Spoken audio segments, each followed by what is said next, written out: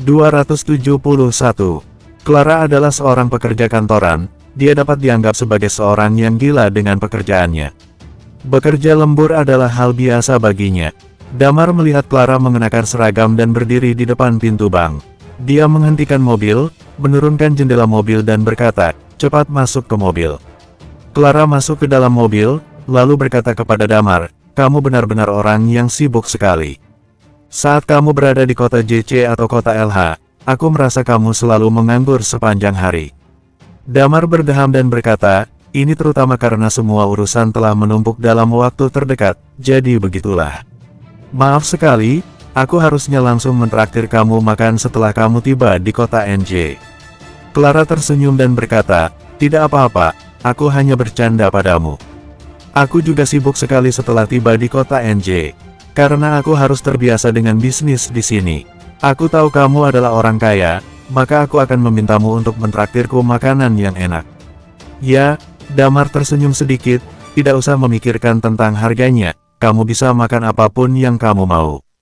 Ingatlah kata-katamu itu, kalau begitu aku akan memilih yang paling mahal." Clara mulai mencari restoran lewat ponsel, dia menemukan sebuah restoran yang cukup mahal dan dia berkata, "Kita makan di sini saja." Damar mengangguk dan berkata, "Oke." Setelah Damar memasukkan alamatnya di navigasi mobil, dia melaju menuju restoran dengan cepat. Restoran itu berada di lokasi paling sentral di kota NJ. Karena harga makanan di restoran itu cukup mahal, maka tidak banyak orang datang ke restoran tersebut. Kebanyakan tamu yang datang adalah orang-orang yang relatif kaya di kota NJ. Ketika Damar dan Clara masuk ke dalam restoran, seorang pelayan menyambut mereka di pintu dan bertanya, "Apakah kalian berdua saja?" "Ya," Clara mengangguk dan berkata, "Baik, silakan masuk," kata pelayan itu. Mereka dibawa ke tempat duduk yang dekat jendela. Setelah Clara memesan makanan, dia bertanya, "Oh ya, apakah kamu tahu Wendy pergi kemana saja? Aku sudah lama tidak menghubunginya. Aku telah mengirim pesan kepadanya, tetapi dia tidak membalas. Dan aku juga pernah coba meneleponnya tetapi tidak diangkat juga." Damar tercengang. Setelah Wendy bergabung dengan Night Watcher, dia mungkin telah melakukan pelatihan dan hal-hal lain sepanjang waktu.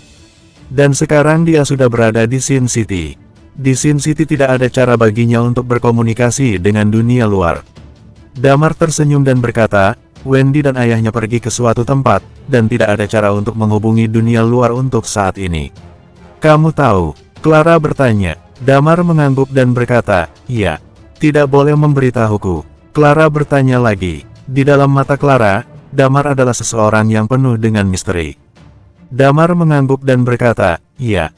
Baiklah, kalau begitu aku tidak akan bertanya lagi." Clara berkata sambil tersenyum, "Oh ya, ku dengar mantan istrimu telah pergi bekerja di tempat Wendy." "Masa kamu tahu soal ini juga?" tanya Damar dengan heran. "Aku tidak sengaja mengetahuinya."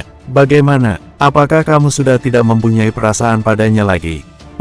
Damar menggaruk kepalanya. "Sebenarnya tidak ada perasaan apapun.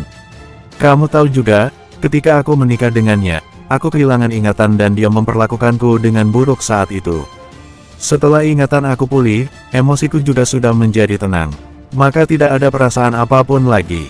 Clara memandang Damar sambil tersenyum, "Ya juga, wanita sepertinya juga tidak layak bagimu. Apakah kamu tidak ingin menemukan seorang pacar lagi di masa depan?" "Lihat nanti saja," Damar berkata sambil tersenyum. Wajah Clara memerah, dia menatap Damar dan berkata dengan sedikit malu, "Jika kamu mau, kamu bisa memilikinya sekarang."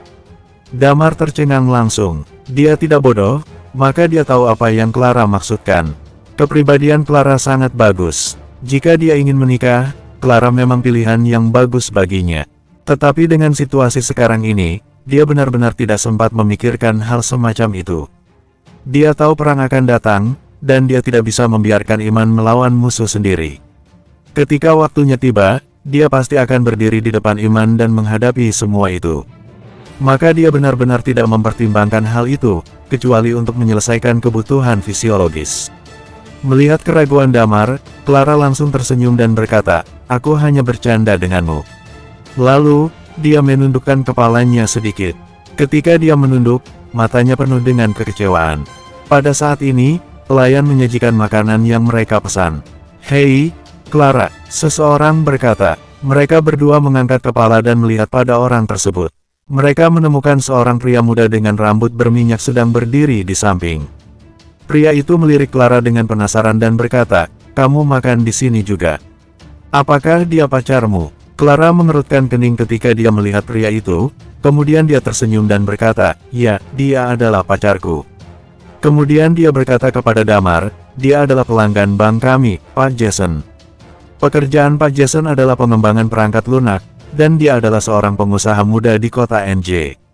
Jason menatap Damar dari atas ke bawah, dia berkata dengan senyuman di sudut mulutnya, "Clara, apakah kamu sedang bercanda denganku? Pasti karena aku baru saja mengakui perasaanku padamu, maka kamu langsung asal memilih seorang untuk menipuku." Damar langsung melihat Clara dengan terkejut. Clara baru saja datang ke kota NJ dalam waktu yang tidak terlalu lama, dan sudah ada seseorang pria yang suka padanya. Tapi itu juga bisa terjadi. Clara adalah seorang wanita yang cantik dan lajang. Kepribadiannya juga sangat bagus, wanita sepertinya memang menarik banyak perhatian pria. "Apa yang maksudmu? Aku dan pacarku bertemu denganmu saat makan malam. Apa maksudmu dia asal memilih seorang untuk menipumu?" kata Damar dengan cemberut. Ini sudah bukan pertama kalinya dia berpura-pura menjadi pacar Clara, maka dia sudah terbiasa. "Aku tahu kalian di sini untuk makan bareng, tetapi kamu tidak berpakaian seperti seseorang yang mampu makan di restoran semacam ini." Jason berkata lagi, "Kamu mungkin hanya temannya Clara saja. Clara memanggilmu ke sini untuk makan bareng. Sudahlah, tidak usah berpura-pura lagi. Ada apa dengan pakaianku? Memang setiap orang harus menulis kata kaya di atas kepala mereka?" Damar bertanya dengan tidak senang. Jason terkekeh dan berkata, "Tidak perlu sampai menulis di atas kepala sih, tapi ada banyak hal yang bisa diketahui secara langsung." Dia mengabaikan Damar, menjentikkan jarinya dan berkata, "Pelayan." Pelayan itu membungkuk padanya dan bertanya, "Pak Jason, apa yang bisa saya lakukan?" "Aku yang akan membayar semua pesanan di meja ini," kata Jason. Lalu dia memandang Clara dan berkata padanya, "Clara, aku harus bertemu klien sekarang, jadi tidak bisa menemanimu makan. Tapi aku akan membayar makanan kali ini. Aku tahu, pria itu pasti tidak sanggup membayarnya. Aku akan mengajakmu lagi nanti." Bersambung 272. Mendengar kata-katanya, Clara langsung berkata, "Pak Jason, jangan seperti ini, dia benar-benar pacarku." Jason tertawa dan berkata, "Clara, aku yakin seleramu tidak begitu rendah." Damar mengerutkan bibirnya sedikit, dia menatap pelayan dan berkata, "Karena pria ini ingin membayar, maka biarkan dialah yang membayar." "Oh ya, berapa harga sebotol anggur yang paling mahal di restoran ini?" Ketika Jason mendengar kata-kata Damar, ekspresinya berubah sedikit. Pelayan tercengang sebentar, lalu dia tersenyum dan berkata dengan sopan, "Anggur paling mahal di restoran kami adalah anggur putih, sekitar 500 juta sebotol." "Baik, aku akan memesan 10 botol." "Oh ya, ingatlah Pak Jason yang akan membayar nanti. Uang dia sangat banyak, loh," kata Damar. Sudut mulut Jason bergerak tanpa sadar. Sebagai seorang pengusaha yang muda, dia benar-benar memulai bisnisnya dari awal. Sekarang dia punya aset puluhan triliun. Namun, dana yang dia bisa pakai diperkirakan hanya puluhan miliar saja. Sedangkan baru saja Damar sekali memesan langsung menghabiskan uangnya sebanyak 500 juta. Dia langsung hening seketika. "Kamu memesan sebanyak itu, memang kamu bisa menghabiskannya?" tanya Jason. "Bisalah." Damar mengangkat bahunya dan berkata, "Memang kenapa? Apa kamu tidak punya uang sebanyak itu? Gaji tahunan Clara saja lebih dari jumlah ini. Jika kamu tidak mempunyai uang segitu banyak, bagaimana kamu masih berani mengejarnya?"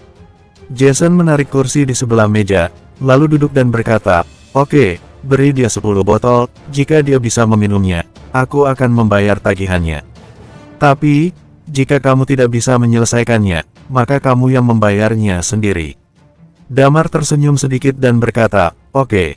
Clara mengerutkan keningnya. "Damar, kamu, jangan khawatir," kata Damar. Sebenarnya Clara tidak terlalu khawatir.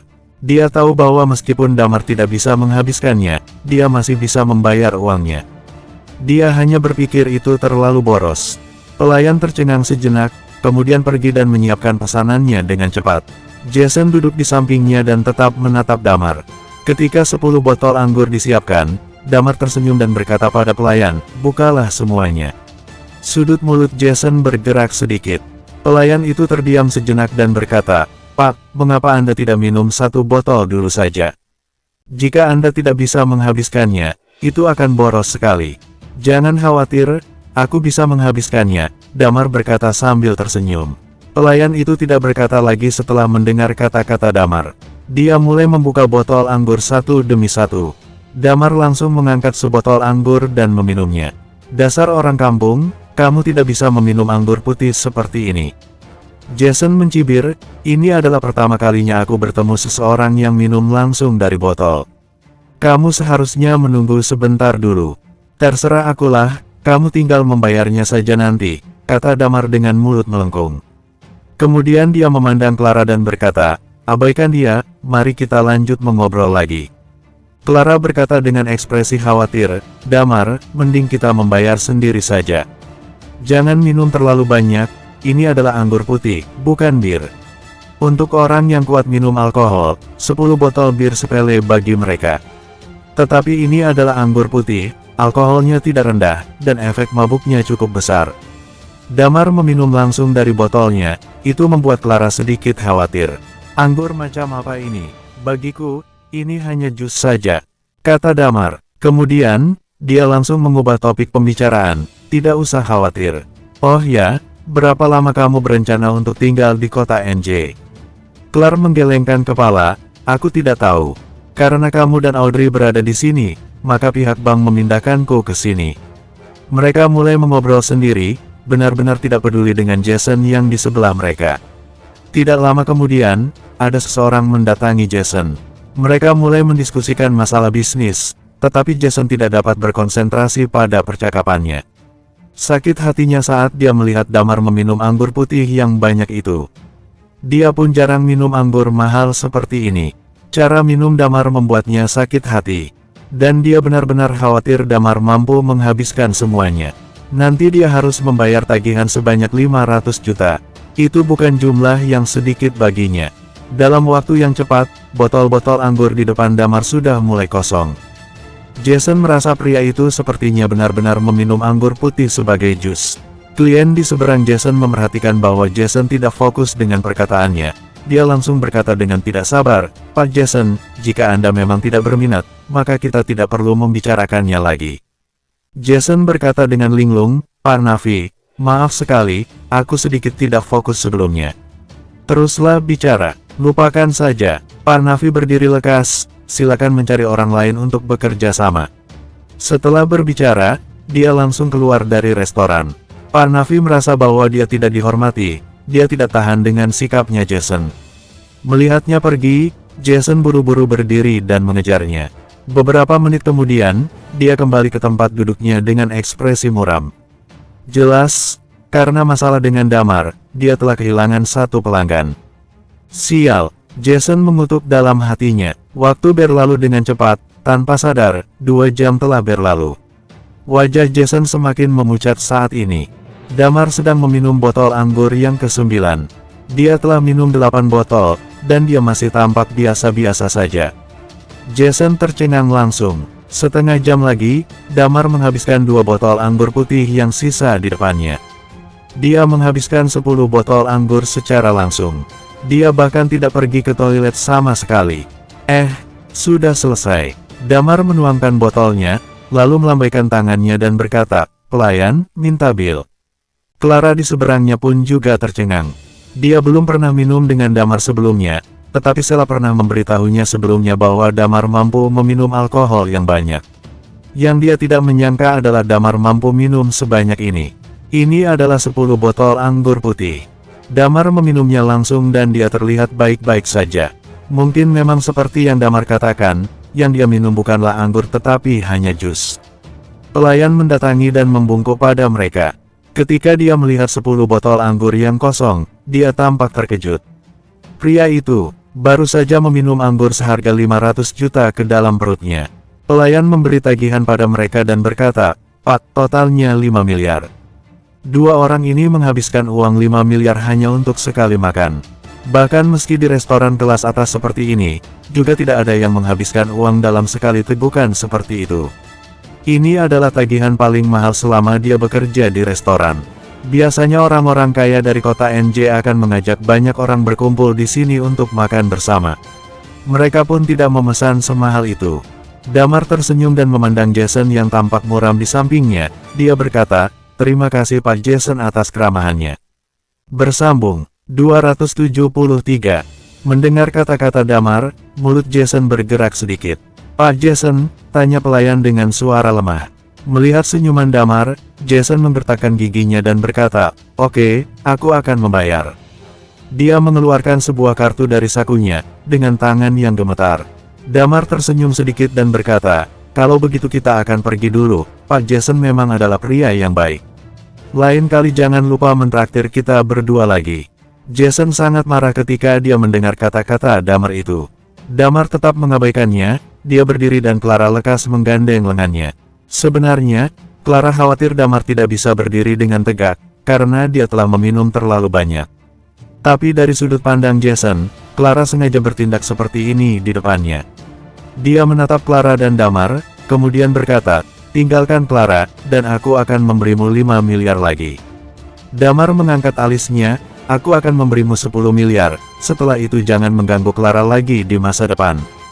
Memangnya kamu tidak menyadari bahwa Clara sangat tidak suka padamu? Haha, Jason tertawa. Memang kamu punya uang sebanyak itu. Damar sebenarnya sedikit mabuk saat ini, meskipun dia kuat minum, tapi ini adalah 10 botol anggur putih. Efek belakangnya lumayan kuat dan dia benar-benar merasa tersinggung oleh Jason sekarang. "Pak," dia melemparkan kartu berlian dari Bank Royal di atas meja. Lalu dia berkata dengan tenang, "Kamu telah bekerja sama dengan Bank Royal, maka kamu pasti tahu kartu ini." Ekspresi Jason berubah. "Kartu berlian. Bagaimana kamu bisa memilikinya?" "Sudah kukatakan, orang kaya yang lain tidak sama denganmu. Mereka tidak menunjukkan kekayaannya langsung. Asetmu itu bukan apa-apa bagiku," kata Damar dengan nada menghina. "Jika kamu berani mengganggu Clara lagi, aku akan menyuruh Bank Royal menghentikan proyek denganmu dan membuat perusahaanmu bangkrut." Jason merasa kepalanya hampir meledak, seluruh tubuhnya tidak bisa berhenti gemetar. Dia tidak berani berkata apapun lagi. Damar mendengus, dia menyimpan kartu berliannya dan berjalan keluar dengan Clara. Damar menyerahkan kunci mobil kepada Clara dan berkata, "Kamu yang mengemudi saja." "Kamu mau pergi kemana?" Clara bertanya. "Antarkan aku ke rumah saja. Setelah itu, kamu dapat menggunakan mobil ini. Aku tahu kamu tidak memiliki mobil untuk dikendarai. Aku masih punya mobil satu lagi, aku telah membeli 2 mobil sebelumnya," kata Damar. Talia menitip mobil dan kunci padanya sebelum dia pergi. Clara tidak menolak, dia mengangguk dan berkata, "Baik, kalau begitu aku akan mengantarmu kembali dulu. Beritahu aku alamat rumahmu." Damar memberitahu alamatnya, kemudian Clara menyalakan mobil dan bergegas menuju rumah Damar. Setelah tiba di gerbang kompleks, Clara mengerutkan kening dan berkata, "Aku akan mengantarmu sampai rumah, kamu minum begitu banyak, aku sedikit khawatir denganmu." Damar tersenyum sedikit, "Tidak apa-apa, aku kuat minum banyak, cuma aku belum pernah minum sebanyak ini sebelumnya. Setelah tiba rumah aku akan bermeditasi. Kamu tidak usah khawatir, cepat pulanglah, sekarang sudah malam, kamu harus pergi bekerja besok." Mendengar kata-kata Damar, Clara mengangguk dan berkata, "Baiklah, hati-hati saat kembali. Hubungi aku besok." "Oke." Damar mengangguk. Dia turun dari mobil dan kembali ke rumah. Setelah tiba di rumah, Damar merasa kesepian karena tidak ada Lilia dan yang lain. Damar pergi ke kamar mandi dan mandi air dingin. Meskipun kamar telah kosong, namun Damar sudah terbiasa tidur di sofa. Dia berbaring di atas sofa dan tertidur. Pada saat yang sama, sebuah mobil hitam perlahan berhenti di depan gerbang kompleks. Kakek Peter, ini adalah kompleks rumah Damar," kata Lukito yang sedang mengemudi. David sedang duduk di kursi belakang. Selain itu, juga ada seorang pria dengan kepala botak duduk di sebelahnya. Pria botak itu mengenakan kostum Tao, dia menundukkan kepala dan melihat ke bawah. Mendengar kata-kata Lukito, matanya berbinar sedikit. "Peter, kamu harus menangkap anak ini, kita bisa menggunakan caramu untuk melanjutkan hidup setelah itu. Sukses atau tidak, itu semua tergantung pada kesempatan kali ini," kata David. Dia lanjut berkata, "Jika dia memang bisa menyerap energi tulang naga, itu sangat padan untuk dicoba.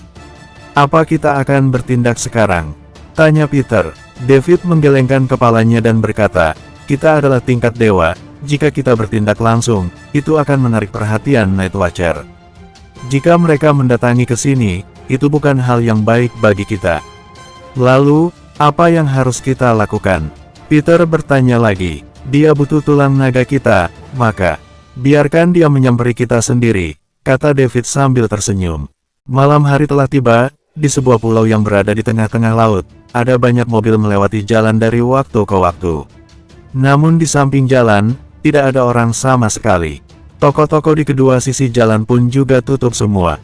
Tidak ada orang yang berani berjalan kaki pada malam hari di Sin City, kecuali orang yang sangat percaya diri dan berani. Saat ini, di pinggir kota, Bagas sedang berkata dengan marah, sial.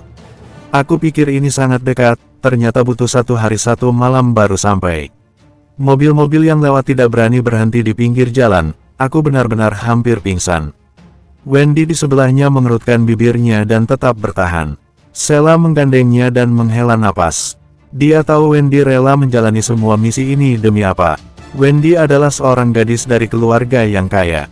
Seharusnya dia tidak usah mengalami semua ini sama sekali. Dia bisa saja menikmati hidupnya yang enak di dalam kota. Wendy, apakah kamu baik-baik saja? Tanya Sheila. Tidak apa-apa, Wendy berkata sambil tersenyum. Apa yang harus kita lakukan selanjutnya? Mereka semua menatap Bagas tanpa sadar. Aku juga tidak tahu, saya tidak tahu apa-apa tentang Sin City. Tapi dilihat dari bangunan dan jalan-jalan di sini, tempat ini sepertinya tidak berbeda dari dunia luar. Seharusnya juga ada hotel di sini. Coba kita cari dulu, kita pasti bisa menemukannya, Bagas mengutuk. Sial sekali, tempat ini jelas terisolasi dari dunia luar. Pesawat pun tidak boleh masuk, bagaimana mobil-mobil ini bisa masuk? Kata Wadi dengan kesal. Ayo cari tempat tinggal dulu, kata Bagas. Tidak lama kemudian, mereka melihat sebuah gedung yang tidak jauh dari mereka. Gedung itu adalah sebuah hotel yang bernama Arya Hotel. Mereka semua merasa senang dan berjalan menuju hotel tersebut. Ketika mereka masuk dalam hotel, pintu hotel tiba-tiba tertutup dengan cepat. Bersambung, 274. Di jalan raya Sin City, di bawah lampu jalan kuning yang redup, Talia membawa sebuah tas. Di samping tas itu ada sebuah belati, bintang keberuntungan. Jika dia membawa belati di kota-kota biasa, itu akan terlihat sangat aneh, tetapi itu adalah hal yang normal di pulau ini. Banyak orang yang membawa pisau atau pistol, hanya senjata yang dapat memberi mereka rasa aman. Talia berangkat 1 hari lebih lambat dari mereka. Setelah tiba, dia langsung bergegas ke jalan raya. Dia tidak memilih untuk berjalan kaki ke Sin City seperti Bagas dan yang lainnya. Dia menemukan jalan di dekat pantai dan berdiri di pinggir jalan. Ekspresi Talia sangat tenang, setiap kali ada mobil lewat, dia akan mengulurkan tangannya untuk menghentikannya. Seolah-olah ingin meminta bantuan orang untuk mengantarnya. Namun, tidak ada mobil yang mau berhenti. Karena di sini adalah Sin City, jarang sekali ada orang yang berniat baik atau bersimpati kepada orang lain. Sebagai seseorang yang pernah ke Sin City, dia tampak sudah terbiasa dengan hal ini. Tidak lama kemudian, ada sebuah mobil melaju dengan cepat. Talia mengulurkan tangannya sekali lagi. Mobil tersebut berhenti di samping Talia. Ini adalah mobil sport yang sangat mewah. Harga mobil ini sangat mahal, kira-kira butuh puluhan miliar untuk membelinya. Ada 2 orang pria berambut pirang duduk di mobil tersebut. Pria yang duduk di kursi pengemudi berkata dalam bahasa Inggris yang fasih, "Hei, gadis cantik." Wajahnya penuh dengan kegembiraan, dia menjilat bibirnya dan berkata, "Gadis cantik, ada apa? Apa kamu ingin pergi ke Sin City? Selama kamu memuaskan aku dan kawanku, aku pasti akan mengantarmu ke Sin City." Talia tidak berbicara apapun, dia tersenyum sedikit. Kemudian mengulurkan tangannya dan menarik orang itu keluar dari kursi pengemudi. "Hei!" Pria di sebelahnya langsung melompat keluar dari mobil. Dia menyeringai dan berkata, "Gadis cantik, aku sangat menyukai sikapmu ini." Lalu, terdengarlah suara pukulan dan tendangan. Tidak lama kemudian, mobil itu melaju dengan cepat. Di samping jalan, ada 2 orang pria berbaring di tanah dengan wajah yang bengkak. Kedua orang itu mengutuk dalam bahasa Inggris, "Sial! Sial!" Talia mengendarai mobil dengan senyum di mulutnya. Ini adalah aturan di Sin City. Yang kuatlah yang akan bertahan. Nomor plat mobil di Sin City semuanya palsu. Tidak berguna sama sekali. Hai, apa yang dipikirkan komandan? Apa yang membuatnya berpikir untuk apa mengirim Wadi dan yang lainnya ke sini? Aku harap mereka akan baik-baik saja. Tidak ada orang baik di Sin City ini. Talia berkata, tentu saja, Damar sama sekali tidak tahu tentang situasi di Sin City. Dia berbaring di atas sofa dan tidur dengan nyenyak. Dia tidak harus pergi bekerja keesokan harinya, dia bisa tidur sepuasnya. Setelah dia mengumpulkan semua tulang naga dari kota NJ, dia berencana untuk membalas dendam Muli dari keluarga Dempsey. Keesokan paginya, Damar dibangunkan oleh suara ponselnya. Dia mengambil ponselnya dan menyadari bahwa sekarang sudah lewat jam 10 pagi. Orang yang meneleponnya adalah Maxi, sepertinya dia telah menemukan kabar tentang tulang naga. Damar meneleponnya lagi dan bertanya, bagaimana? Apa kamu telah menemukan tulang naganya? Damar, mari kita bicarakan di perusahaanku, kata Maxi dengan sedikit canggung. Oke, kalau begitu aku akan ke sana sekarang. Damar bangkit dari sofa dan meraba kepalanya. Setelah tidur semalam, dia merasa lebih penuh semangat daripada kemarin. Setelah siap-siap, dia mengambil kunci mobil Talia dan menyetir menuju Lucky Group. Ketika dia masuk ke dalam kantor Maxi, Markus Juk berada di dalam kantor. Selain itu, masih ada seorang pria parubaya dan seorang pria tua duduk di sampingnya. Damar, biarkan aku memperkenalkan mereka kepadamu. Ini adalah Ryan, paman keduaku. Dan ini adalah sepupuku, Henry, kata Maxi. Damar tidak mengenal banyak orang di keluarga Tanjung. Yang dia kenal hanya Maxi dan Mandy saja. Dia menyelamatkan nyawa mereka berdua sebelumnya, dan mendapat 5% saham di Lucky Group. 5% saham sebenarnya cukup besar bagi perusahaan seperti Lucky Group. Kamu adalah Damar. Ryan memandang Damar dan berkata, Maxi memberi 5% saham pada orang luar. Itu telah menarik banyak perhatian di keluargaku. Setelah tahu bahwa kamu butuh tulang naga, aku sudah bisa yakin kamu pasti orang dari dunia bawah tanah. Damar mengerutkan kening, apakah kamu tahu tentang tulang naga? Aku tidak tahu banyak, yang aku tahu adalah itu berhubungan dengan dunia bawah tanah. Keluarga kami tidak berlatih seni bela diri, maka kami tidak tahu banyak, kata Ryan dengan tenang. Mereka adalah orang yang berada di kelas atas, tidak heran mereka bisa mengetahui sedikit informasi tentang tulang naga. Ya, bisa dikatakan seperti itu, Damar tidak menyangkal. Dia menatap Ryan dengan tenang, dan berkata, tujuanku adalah untuk mendapatkan tulang naga itu. Tidak peduli harganya berapa, aku pasti akan membelinya. Ryan menyentuh hidungnya dan berkata, sebenarnya, tulang itu tidak berpengaruh banyak bagi kita. Meskipun nenek moyang kita mengatakan bahwa benda ini adalah pusaka keluarga, dan kita harus mewariskannya dari generasi ke generasi, tetapi benda seperti itu sebenarnya hanya merupakan sebuah tanda spiritual bagi keluargaku. Aku juga tahu orang-orang di dunia bawah tanah akan lebih membutuhnya. Hanya aku sendiri yang membutuhnya, Damar bergumam dalam hati. Dia tidak berbicara lagi. Dari kata-kata Ryan, dia bisa tahu bahwa mereka sudah bersedia memberikan tulangnya, tetapi dia masih belum tahu apa syaratnya.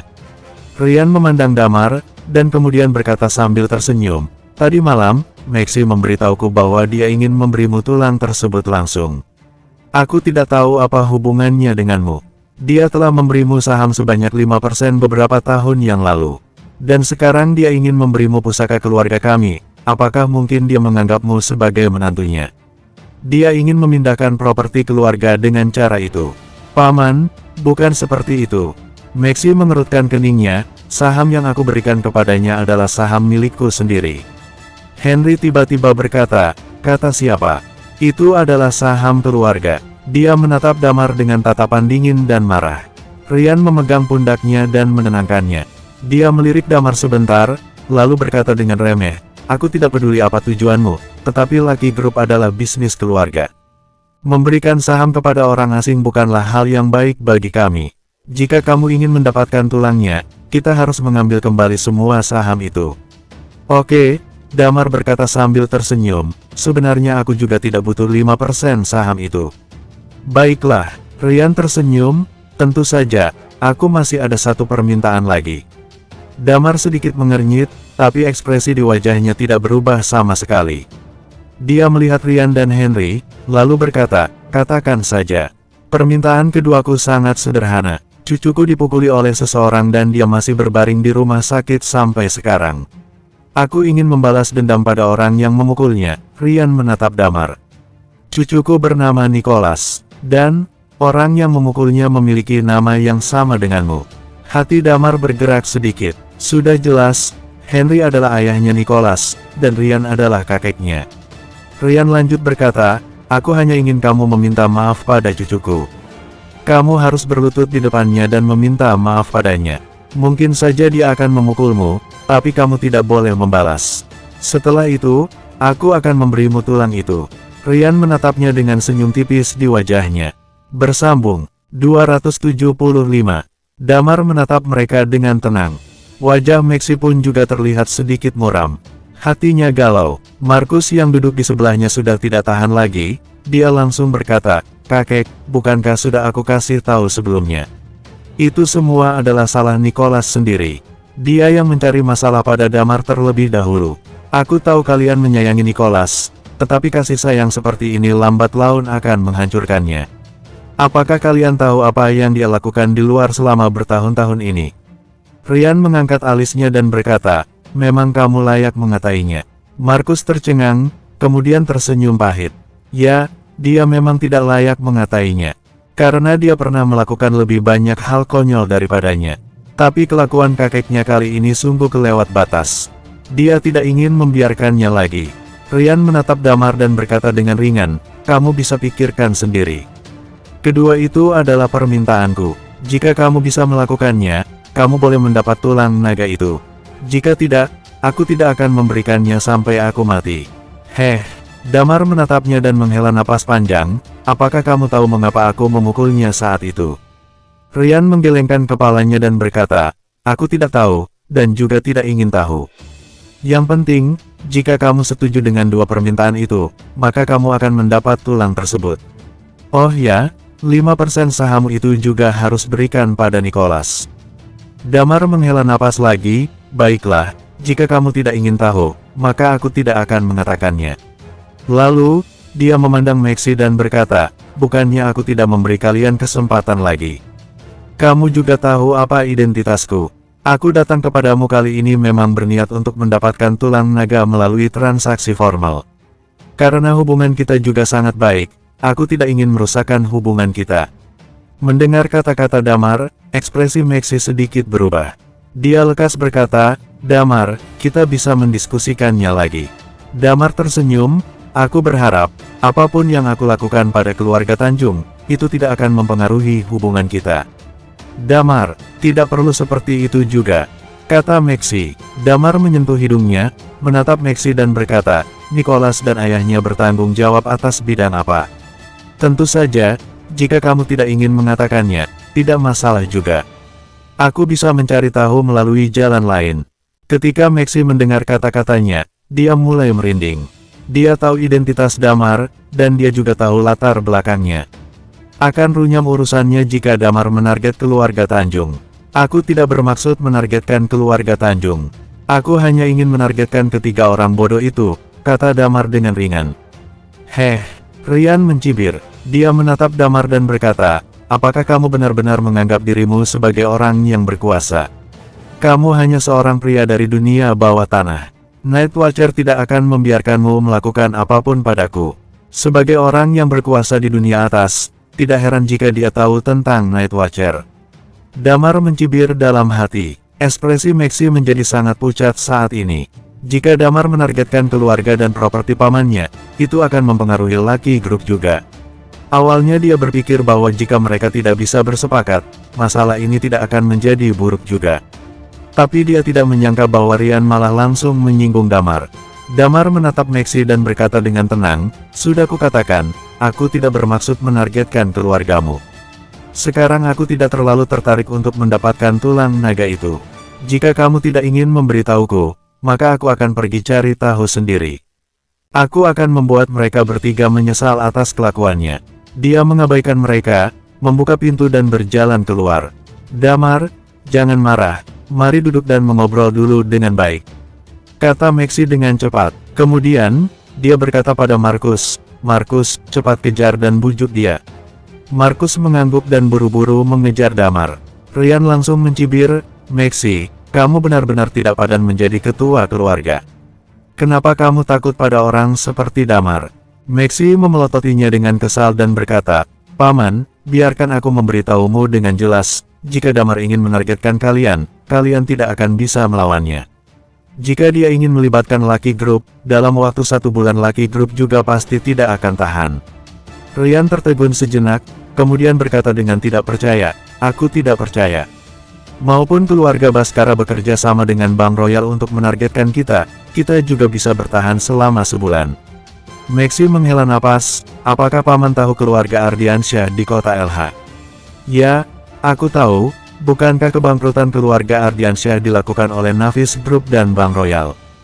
tanya Ryan. "Orang yang berdiri di depanmu itu adalah pemimpin yang sebenarnya," kata Maxi dengan buru-buru. "Dan juga, dia adalah seorang Night Watcher terhebat. Apakah Paman benar-benar ingin menghancurkan keluarga Tanjung Baru Puas?" "Apa?" Wajah Ryan berubah seketika, dia lekas berdiri.